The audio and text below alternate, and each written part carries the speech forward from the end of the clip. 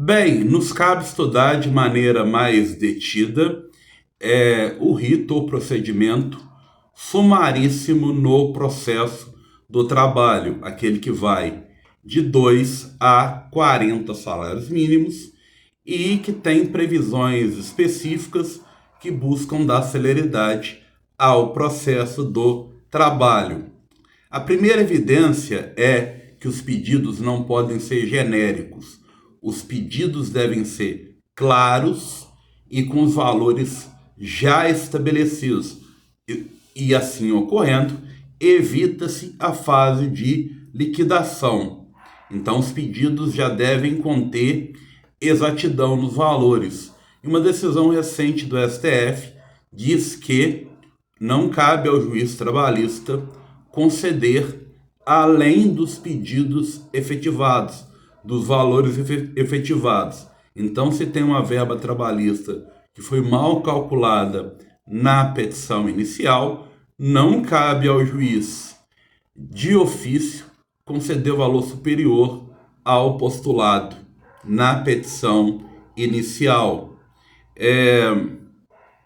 Uma vez interposta a petição inicial, que deve ter os requisitos mínimos do artigo 840 da CLT, que pode ser apresentada de forma escrita, no caso no PJE, ou a reclamação trabalhista verbal, a atermação, sem a necessidade de advogado, não há exclusividade do ius postulante no ajuizamento da ação por advogado, cabe a reclamação verbal.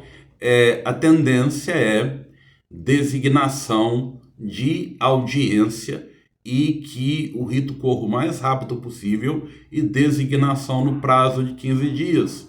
Só que, lembremos, é um prazo impróprio, prazo fixado para o juiz. Então, esse prazo pode ser extrapolado.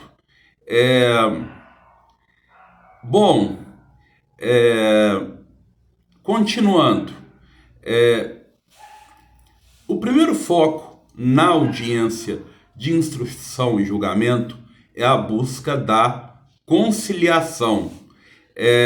Então, o juiz vai tentar de todo modo, no início e mesmo ao fim da audiência, ele tenta a conciliação. Cabe a cada parte arrolar duas testemunhas. No rito sumaríssimo, não se admite a citação por edital. E aí é uma controvérsia doutrinária na prática trabalhista. Se não cabe a citação por edital, se ela for exigida, ela gera arquivamento da ação ou a ação é convertida em rito ordinário.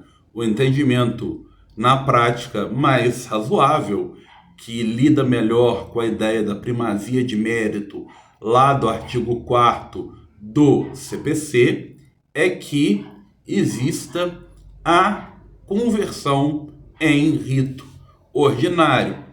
É importante ter em mente que a Lei 9.957 de 2000 fez importantes mudanças na CLT ao estabelecer esse rito sumaríssimo. Essas alterações, essas inclusões vão estar expressas no artigo 852, letra A até a letra I. E a busca é por celeridade e mais efetividade para o processo.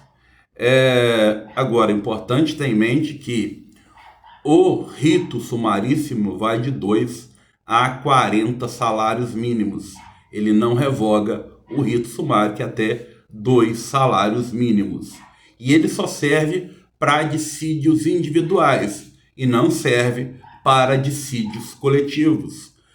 A fixação de mais de 2 salários mínimos até 40 salários mínimos deve levar em conta a data do ajuizamento da ação. Continuando, esse rito tem algo específico. ele não admite no polo passivo pessoa jurídica de direito público. Também excluímos do procedimento sumaríssimo, conforme já exposto, as ações coletivas, os dissídios coletivos e o inquérito judicial para apuração de falta grave, que tem um procedimento distinto, ok? Como eu disse, se for reclamação trabalhista, não há reclamação trabalhista verbal, não há a exigência de procurador, de advogado, na atermação. O endereço do reclamado deve ser fixado de maneira adequada para evitar a citação por edital, que não cabe no rito sumaríssimo. O artigo 852, letra B, parágrafo 1º, fala em arquivamento em caso de necessidade de citação por edital no rito sumaríssimo. Mas, eu já disse, na prática, costumamos ver juízes razoáveis converter a ação para o rito ordinário. A reclamação trabalhista, a petição inicial, segue os requisitos do artigo 840, que são bem menos rígidos ou menos extensos que os do artigo 319 do CPC. A reclamação trabalhista, ela tem que ter a designação do juiz, e aí fixamos a competência, a qualificação das partes, uma exposição dos fatos.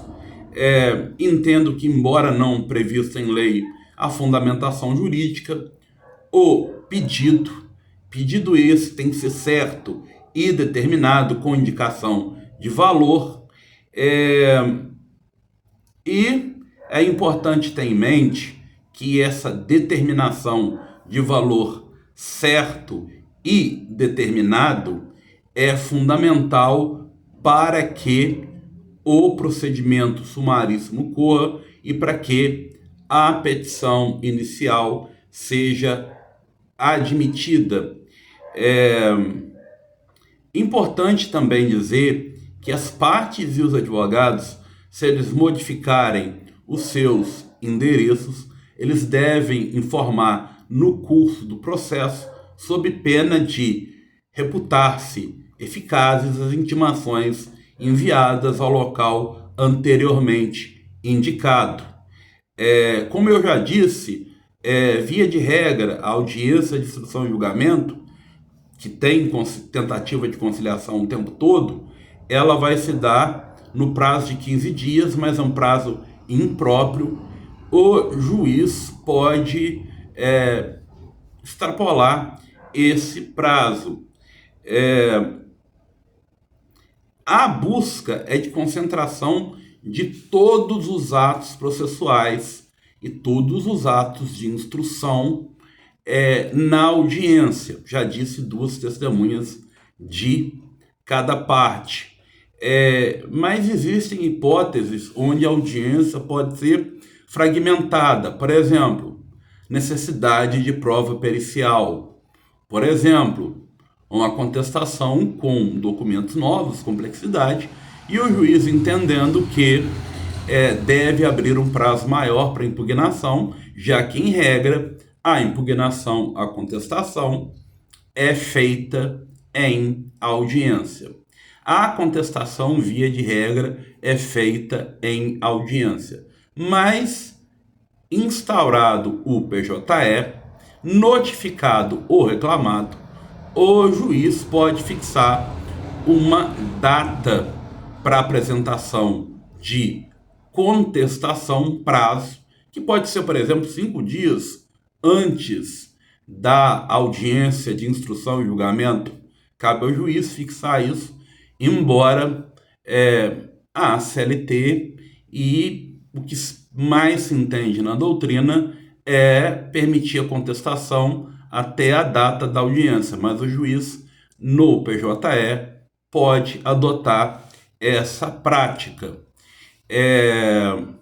Uma vez interrompida a audiência de instrução e julgamento, seja para impugnação, a contestação em casos mais complexos, seja para realização de perícia, uma vez interrompida, o que se entende é que a nova instrução e julgamento não pode demorar mais do que 30 dias. Mas lembremos, esse também é um prazo impróprio e o juiz, a depender da sua pauta, pode fixar essa audiência em prazo mais dilatado. O rito, o procedimento sumaríssimo, tem mais detalhes. No próximo vídeo falarei deles.